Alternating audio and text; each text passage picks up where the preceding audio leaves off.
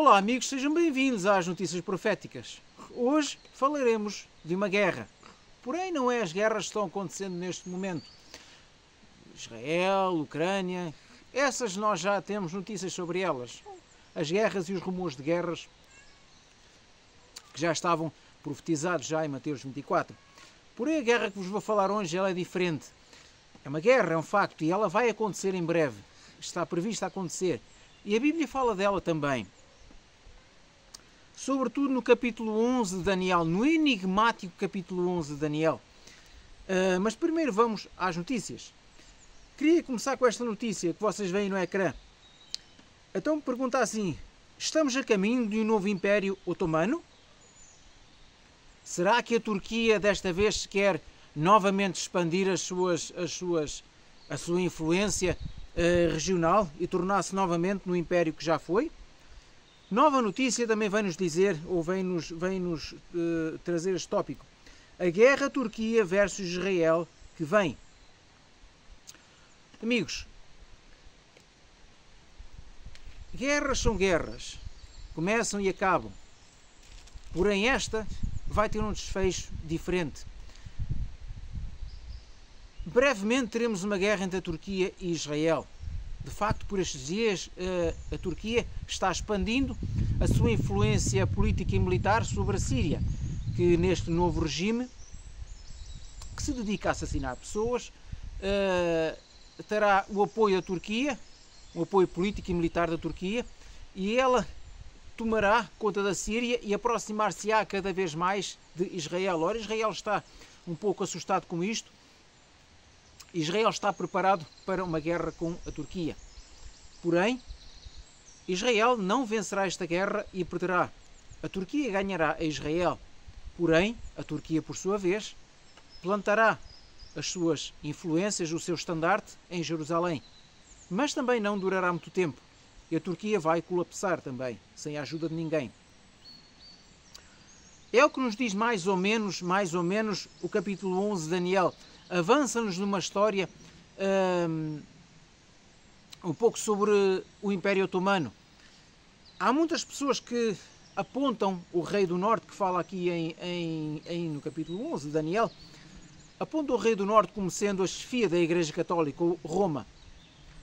Mas as características do rei do norte e como ele acaba não se encaixam no facto de Roma, ou o papado, como preferirem, ser, na realidade, o rei do norte. Essas coisas não encaixam umas nas outras. Há algumas coisas que nos fala aqui na Bíblia já aconteceram com o Império Otomano.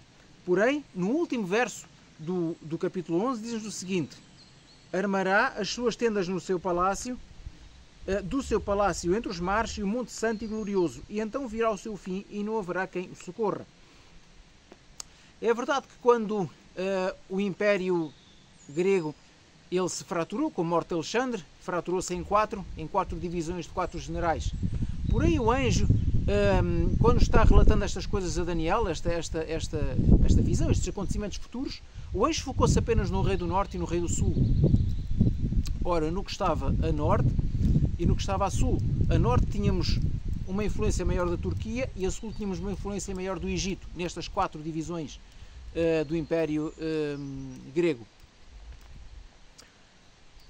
Não vou aqui dar um estudo aprofundado, amigos, já há outras pessoas que o fazem, apenas tenho de falar sobre como estas notícias são boas e como elas estão encaixando na perfeição nas profecias de Daniel 11. Aqui quando diz que armará as tendas no seu palácio, que no verso 45, entre os mares e o Monte Santo, entenda-se, Monte Santo e Glorioso, entenda-se Jerusalém. Até porque Jerusalém na língua turca diz a Santa.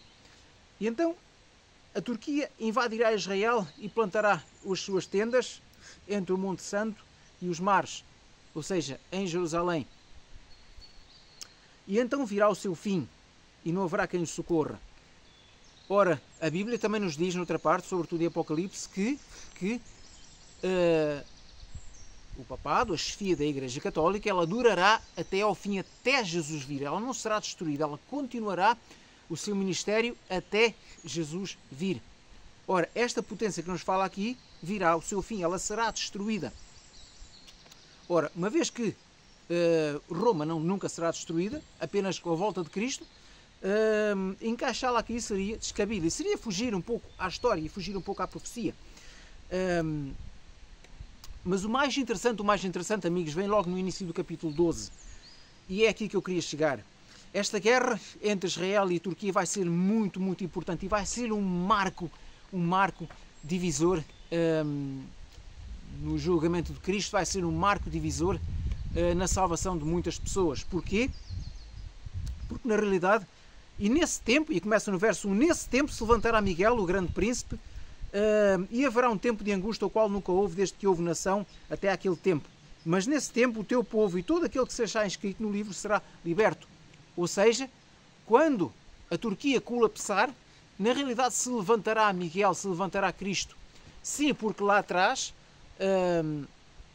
mais no começo de Daniel, nos é dito que assentou-se o juízo e abriam-se os livros. Ora, Cristo tem outra prerrogativa, tem várias, mas uma delas é ser o juiz de toda a terra. Então, quando o juízo se levantar, quando o grande juiz Miguel, Cristo Miguel, se levantar, é quando o tempo, o julgamento termina, a porta da graça fecha-se e não haverá mais perdão, não haverá mais intercessão para ninguém. Acabou. Então, quando essa guerra se der, quando realmente a Turquia capitular, ela não terá ajuda e esse império, não é? Esse império otomano, ele virá ao seu fim.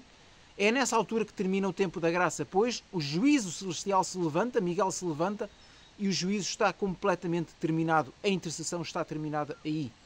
Então nós temos uma ideia de quando o juízo terminará, de quando a porta da graça se fechará, quando não haverá mais intercessão pelas pessoas.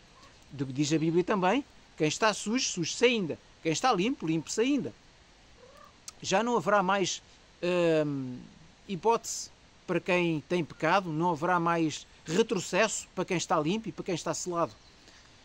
Amigos, uma vez que as notícias estão vaticinando que essa guerra está iminente, então, meus queridos, vejam quão pouco tempo nós temos para colocar a nossa vida em ordem perante o Senhor. Quão pouco tempo nós temos para nos arrependermos de todos os pecados. Quão pouco tempo nós temos para limpar o nosso coração e deixar de pecar uma vez por todas. Quão pouco tempo nós temos para nos prepararmos para a pátria celestial. Meus caros, está para muito breve. Isto exige uma preparação imediata, uma entrega muito, muito, muito afincada ao nosso Senhor Jesus. Abandonemos tudo aquilo que nos causa embaraço, amigos, porque o fim está muito breve e o selamento está-se dando neste momento. E todo aquele que não for selado verá a morte eterna. Portanto, meus queridos, está na hora. Está na hora de nos agarrarmos a Cristo e fazermos dele a nossa força. Está na hora de colocarmos de lado o nosso eu, o nosso orgulho, rasgarmos as nossas vestes em arrependimento, em saco de cinza, em choro e prantos, como queiram, e irmos aos pés de Cristo e humilhar-nos de uma vez por todas, limparmos a nossa ficha de uma vez por todas e não mais repetir os pecados que costumeiramente fazemos. Meus queridos, todos nós queremos a pátria celestial, então a decisão é nossa. Uma vez que o fim está para muito breve, uma vez que as coisas estão andando e desenrolando e a profecia está-se cumprindo aos nossos olhos, diante dos nossos olhos, então, meus queridos, está na hora de colocarmos a nossa vida em ordem. Para vocês ficarem um pouco mais esclarecidos sobre este tema, eu deixo-vos aqui uma recomendação. Este pequeno livro que eu tenho aqui na minha mão, chamado A Questão Oriental, ele fala sobre toda esta questão, digamos, de Daniel 11 e Daniel 12. Ele é muito interessante, escrito por Alonso Trevier Jones, ele foi um historiador. Aí no Brasil há uma editora chamada Editora Missionários que costuma imprimi-lo. Quem está no Brasil entra em contato com esta editora, eles poderão facultar-vos estes livrinhos. Quem está em Portugal, eu tentarei mais tarde eu vou tratar da impressão deste livro também, para a divulgação destes acontecimentos também aqui em Portugal. Por isso, amigos, informem-se, por favor. Este autor irá explicar as coisas de forma muito clara, muito concisa, e vocês ficarão bastante elucidados acerca deste tema, que tem sido erroneamente interpretado pelas igrejas, pelo menos pelas igrejas que estudam esta parte de Daniel. Portanto, meus queridos, fica aqui o convite. Este livrinho é muito, muito interessante. Ele cabe no bolso, como vocês veem. É um chamado livreto. É de fácil transporte, é fácil leitura e vocês ficarão muito, muito, muito esclarecidos acerca deste tema que é capital para os dias de hoje. para nos prepararmos a tempo e horas para o fecho da porta da graça. Desejo que o Senhor vos guarde, vos abençoe, vos ilumine e até à próxima.